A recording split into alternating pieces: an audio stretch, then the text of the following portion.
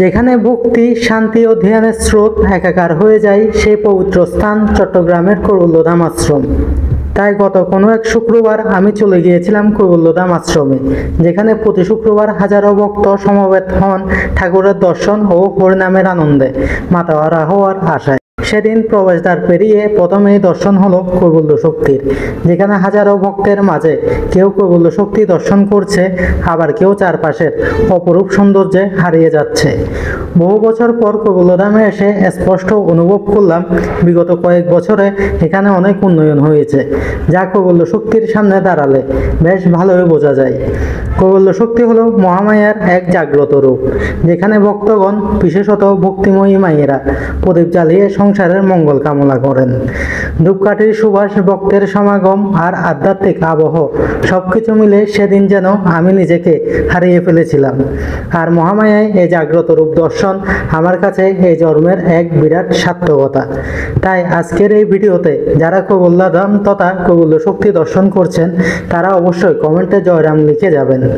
আর কে কোথা থেকে এই ভিডিওটি দেখছেন আর আপনাদের এলাকায় এমন কোনো দর্শনীয় স্থান থাকলে সেটিও জানিয়ে যাবেন, যাতে পরবর্তী ভিডিওতে আমি আপনাদের ধন্যবাদ জানিয়ে পৌঁছে যেতে পারি আপনাদের এলাকার দর্শনীয় স্থানে।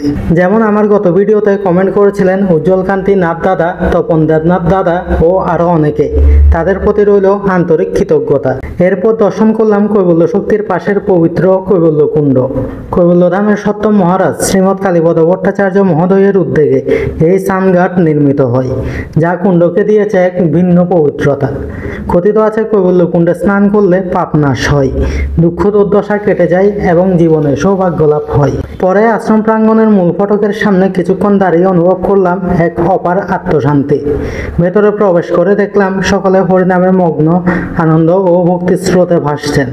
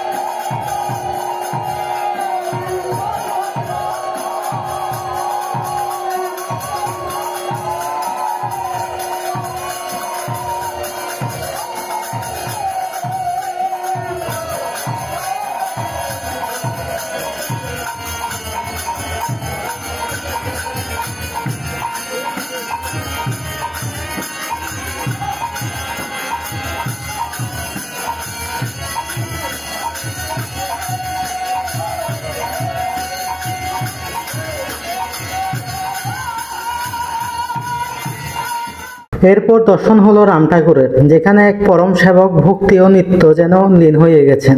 সবশেষে মহাপ্রসাদ গ্রহণ করে শুরু হলো ফেরার যাত্রা। তাই আজকের ভিডিও আপনাদের ভালো লাগলে অবশ্যই আপনারা কমেন্টে জানিয়ে দেবেন আপনাদের এলাকার দর্শনীয় স্থান, যাতে পরবর্তী যাত্রায় আপনাদের স্থানে থেকেও আধ্যাত্মিক দর্শন আপনাদের সাথে ভাগ করে নিতে পারে। নমস্কার, সকলেই ভালো থাকুন। জয় রাম।